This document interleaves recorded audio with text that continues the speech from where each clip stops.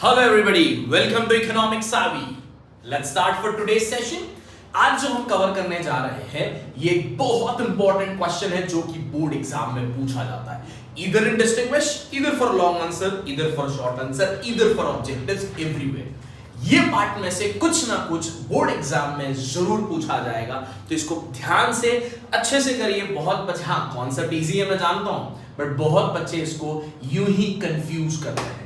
तो आइए आज क्लियर करते हैं इस कॉन्सेप्ट को. कॉन्सेप्ट का नाम है variations and changes in demand.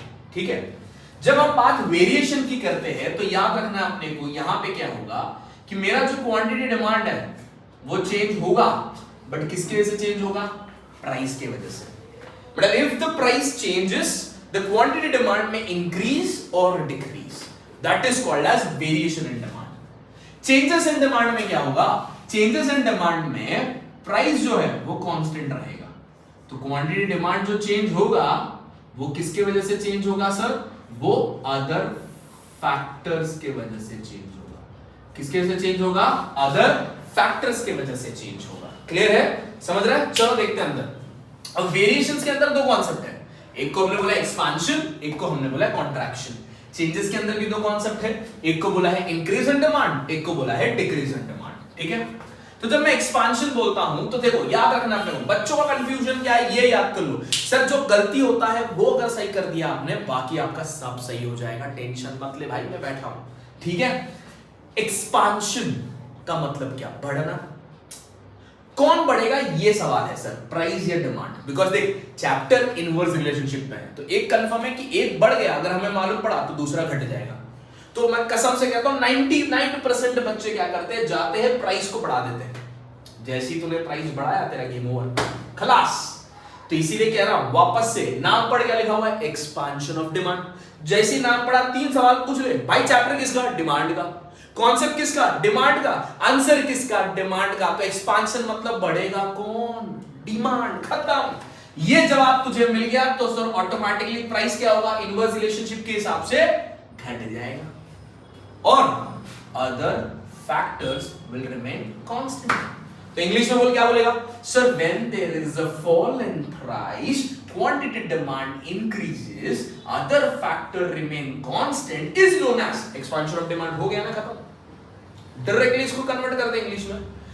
अब यही चीज का जब डायग्राम बनाएगा तो डायग्राम भी सेम बनाना है अपने को. ठीक है, सबसे पहले क्या बनाएंगे? बेबी का बेस बना देंगे जिसमें कोई खास मेजरमेंट नहीं, नॉर्मल बेस बना दिया सर. ये था P, ये था Q. No much of classification. PQ बनने के बाद बस तुझे करना क्या है, ये बेस बनाने के बाद जो यहां लिखा है तुझे वो करना है. देख भाई तूने क्या लिखा है? प्राइस बढ़ना है या कम होना है? कम होना है, तो मैंने प्राइस नीचे ले लिया P1. डिमांड बढ़ना है मतलब क्या हो जाएगा सर? बाहर चले जाएगा. तो ये इस तरीके से आ गया प्राइस बाहर. ठीक है, तो यहां पे जब मैं इंटरसेक्शन कहीं ना कहीं जोड़ दूंगा तो ये जो मेरा डाउनवर्ड डीडी कर्व, क्या नाम दे दिया? DD curve. जो बेस था ना इसको नाम दिया A, और जो चेंज आया वेरिएशन में जो नया लाया उसको दे दिया B. अब ध्यान से देख सर, मेरे को एक कंक्लूजन लिखना है यहाँ पे, तो ध्यान से देख क्या दिख रहा है? A ने B को मारा धक्का. अबे कहां है? नीचे के ऊपर.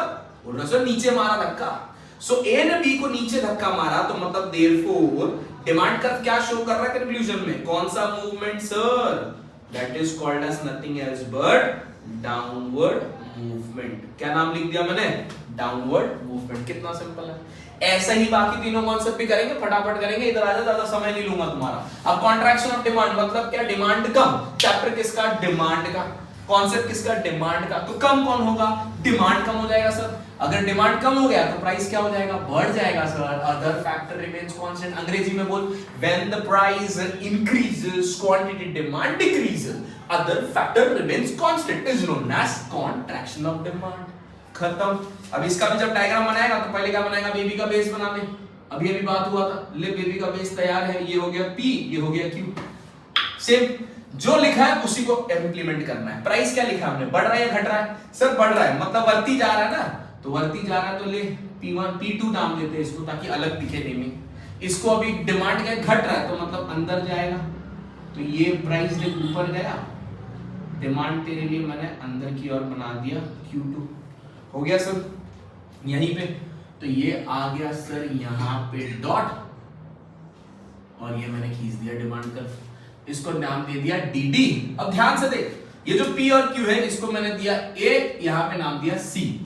अब मैं ध्यान से अगर मैं देखूं यहां पे ए टू बी नीचे जा रहा था, या ए टू सी कहां जा रहा है, ऊपर। तो ध्यान से, मैं नहीं बता रहा हूं, तुम ही लोगों को बताना है। यहां पे मैं कौन सा मूवमेंट लिखूं, अगर ये डाउनवर्ड मूवमेंट था तो ये क्या हो जाएगा, देयरफॉर कंक्लूजन में इसको बोल देंगे अपवर्ड मूवमेंट। क्या बोल देंगे, अपवर्ड मूवमेंट। क्लियर है बॉस, एक नंबर सही। इसी के साथ मेरे वेरिएशंस खत्म।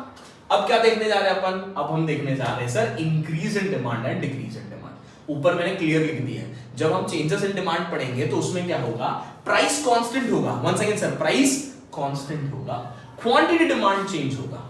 क्या बोला मैंने, प्राइस कांस्टेंट होगा, क्वांटिटी डिमांड चेंज होगा। किसकी वजह से, other factor.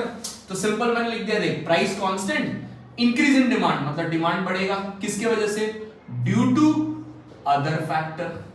Increase in demand जब लिखेंगे तो फैक्टर्स क्या होंगे सर मेरे, फेवरेबल मतलब अच्छे फैक्टर्स के वजह से इंक्रीज हुआ। जब डिक्रीज इन डिमांड पढ़ेंगे तो वो क्या होगा, अनफेवरेबल। ये लिखना मत भूलना फैक्टर्स में। तो ड्यू टू अदर फैक्टर लिखेगा तो वहां पे लिखना due to favourable factor, decrease in demand में क्या लिख लेगा, ड्यू टू अनफेवरेबल फैक्टर। तो यहां पे भी प्राइस कांस्टेंट, डिमांड घट जाएगा। तो इंग्लिश में क्या बोलेगा sir, when the demand rises due to what, favourable factor, price remains constant is known as increase in demand. हो गया ना क्लियर। यहां पे क्या हो जाएगा sir, if the demand decreases due to unfavourable factor, price remains constant is known as decrease in demand. मतलब दोनों जगह पे बल्लू प्राइस जो है अपना कांस्टेंट ही रहने वाला है। प्राइस क्या रहेगा, कांस्टेंट। तो यहां पे बेस बना दिया P, यहां पे बना दिया Q। अब ध्यान से देख, डिमांड बढ़ रहा है, तो डिमांड बढ़ रहा है मतलब यहां पे इसको बाहर की ओर खींच दिया मैंने और ये डिमांड बना दिया, ये बन गया Q1। सिंपल, डिमांड कर्व बनाना है ना, तो कर्व में नीचे की ओर यहां से एक कर्व जाएगा यहां पे, तो यहां पे अपना दो कर्व बनेगा। ये एक कर्व गया, ये दूसरा गया, इसको नाम दे दिया DD। ये दूसरा कर्व है तो इसको नाम दे दिया D1। यहां लिख दिया A, यहां लिख दिया B। अब ध्यान से देख, A ने B को वापस से दिया धक्का, बट अब नीचे ऊपर नहीं है, अंदर या बाहर है। कहां जा रहा है, इनवर्ड या आउटवर्ड, एब्सोल्युटली करेक्ट। क्या बोल देंगे उसको हम लोग, आउटवर्ड शिफ्ट। क्या बोल देंगे इसको हम लोग, आउटवर्ड शिफ्ट। सेम वे अभी अपन क्या करेंगे, डिक्रीज का जब डायग्राम बनाएंगे वहां पे भी सेम, पहले बेस बना दिया, यहां पे थोड़ा बेस बड़ा ही बनाया है PQ। अब यहां पे डिमांड क्या है सर, घट रहा है, तो इसका जो पार्ट आएगा डॉटेड लाइंस का वो अंदर की ओर आया Q2। क्लियर। अब यहां पे भी सब दो डॉट बन गया, एक और ये दो।